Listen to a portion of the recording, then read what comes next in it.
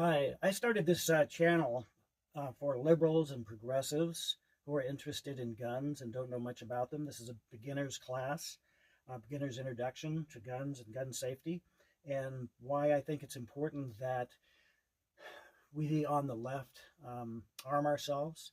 Right now, 75% of the firearms are owned by something like 25% of the population, and those are people on the extreme right, the MAGAs. Those people are well armed. They've been arming themselves for years. They have 5, 7, 9 firearms plus dashes of ammunition, and you might say, well, they're just wasting their money and this is never going to be used. But there's already a war on. There's already attacking Muslims. They're already attacking Jews. In Seattle a couple of years ago, several people at a Jewish center were killed. We have Asians being attacked. We have gays and lesbians being attacked. If we have a more right-wing administration, such as Donald Trump and J.D. Vance, then we're going to have what I fear is free reign from these people who feel entitled to basically kill, attack, harm in many ways people that they see as different, people that they see as a threat to their way of life. And even though I think these feelings are unjustified, they exist. And I think that the left needs to wake up and arm themselves. I mean, obviously, there's many other things we need to be doing to offset this. There's education, which is a fundamental thing, which is very missing from our schools, and how these, why these radical ideas on the right are allowed to exist. But what I'm here to talk about are firearms. So I want to give you some basic information on firearms. Let's start out by talking about calibers. There are many, many different calibers of rifles and pistols. I'm going to hold these up closer in a minute, but we have a regular 22. We have what's called a 22 long rifle. This is a lead one. This is a copper one. This is for an AR rifle. This is a 9mm, and this is a 40mm. There's many other calibers, but these are just some of the most common. And actually, the most common are the 9mm and the 22 long rifle, or 22 LR, they're often known as. These are more readily available. There's more firearms made in these calibers. They're the least expensive of all the calibers. I'm not saying they're the only calibers. I'm not saying that you must buy these, but I think those are important considerations to take into account when you're out looking to buy a firearm. Now let me show you these a little closer up. So this is a 9mm. Hopefully that is focusing. And this is a 22 caliber, 22 long rifle. This is a 22 regular. You still find firearms made in this caliber, but the 22 long rifle is still much more common. And then just by comparison, this is the 40mm caliber is, or 45 Magnum. Again, there's many, many calibers. People will argue, oh, 40 is the best, 45 is the best. But again, these are the most common, these are the most readily available, and these are by far the most economical. But you can tell the difference between them. Now, other differences are that you'll see with a 22s, there's this slight rim around the base.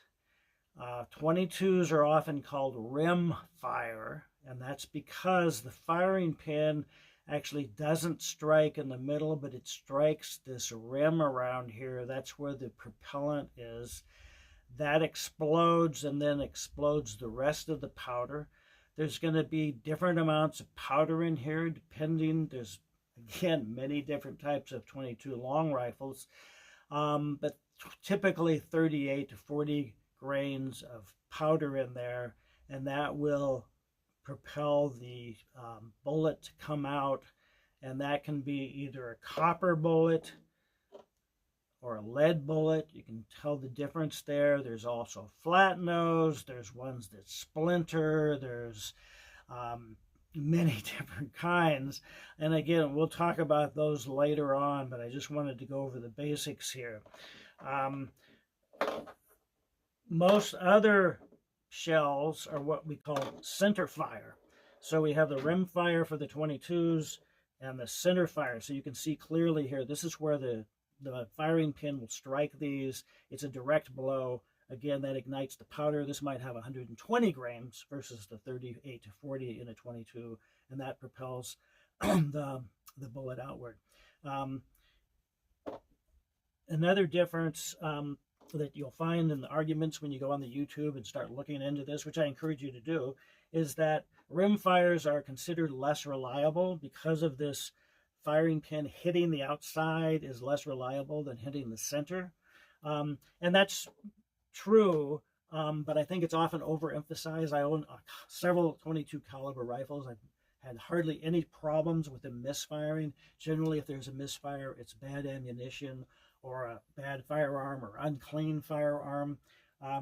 Some of the lower quality ammunition will sometimes misfire, but I've also seen videos where they take 22 caliber shells and they subject it to various kinds of stress, dust, oils, heat, cold, etc., moisture, and find that it's still reliable and shooting like thousands of rounds of it without any kind of misfires.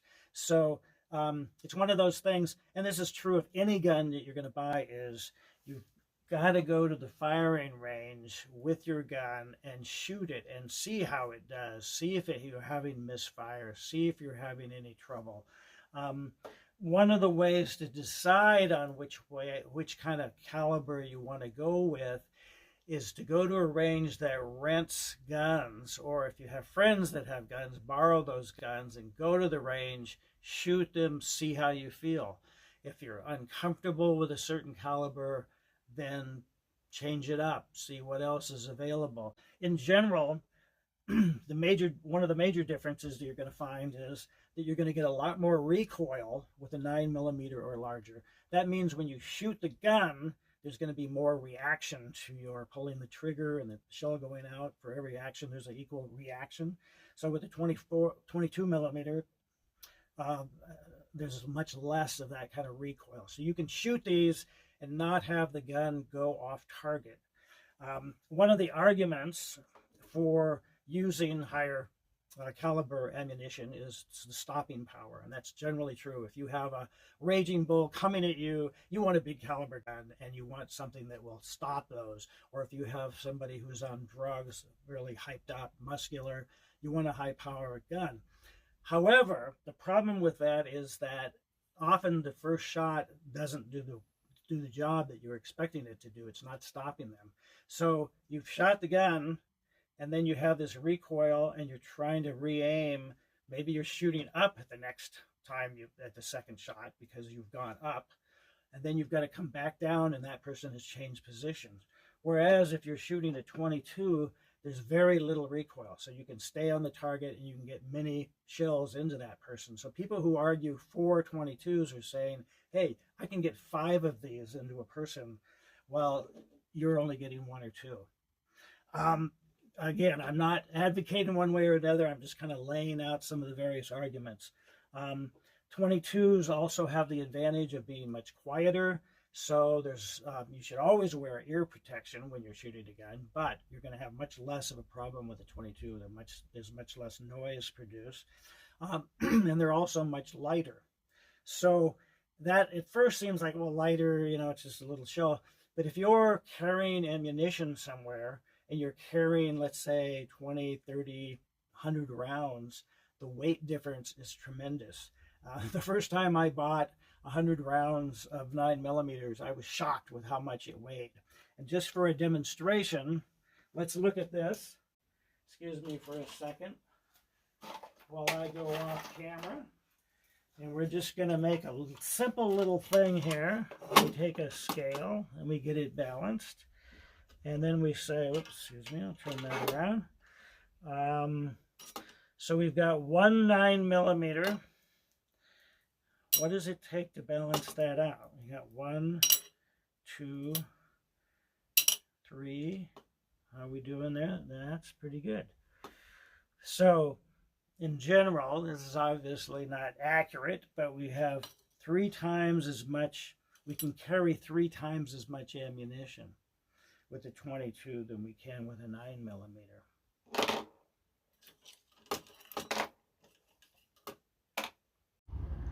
Hi, I hope you found this helpful. I'll be following up with more videos on handguns and rifles and other types of equipment that you might be needing. In the meantime, signing off here, I'd like to give a couple quotes. In 2019, Trump said, "I can tell you I have the support of the police, the support of the military, the support of the bikers for Trump. I have the tough people."